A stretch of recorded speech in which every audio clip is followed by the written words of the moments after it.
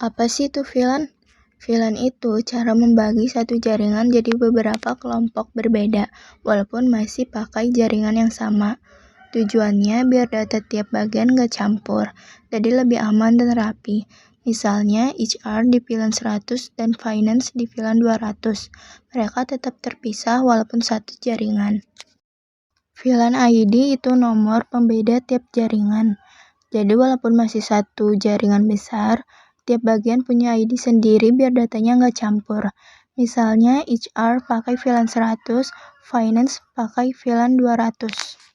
VLAN terang itu jalur khusus yang bisa lewat banyak VLAN sekaligus. Biasanya dipakai buat ngubungin antar switch. Jadi satu kabel bisa bawa beberapa jaringan seperti VLAN 100 dan 200 sekaligus. VLAN akses itu port biasa yang cuma masuk ke satu VLAN.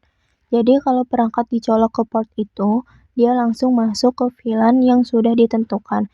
Misalnya port 5 khusus untuk VLAN 100. VLAN manajemen dipakai khusus untuk ngatur jaringan. Jadi admin bisa akses dan konfigurasi perangkat lewat VLAN ini tanpa ganggu jaringan lain. Misalnya VLAN 200 dipakai khusus untuk manajemen. Saya akan memberi contoh dari topologi VLAN. Jadi, gambaran VLAN itu seperti ini. Dari router ke switch, dan koneksi tersebut biasa disebut dengan VLAN terang, karena bisa membawa beberapa VLAN sekaligus. Dari switch, jaringan kemudian dibagikan ke komputer-komputer. Di bagian ini, kita mulai melakukan konfigurasi VLAN. Selanjutnya, konfigurasi dilakukan dari router 1 ke router 2. Biasanya di router 1, kita mengatur routing terlebih dahulu, misalnya menggunakan OSPF. Setelah konfigurasi di router 1 selesai, kita lanjut ke router 2.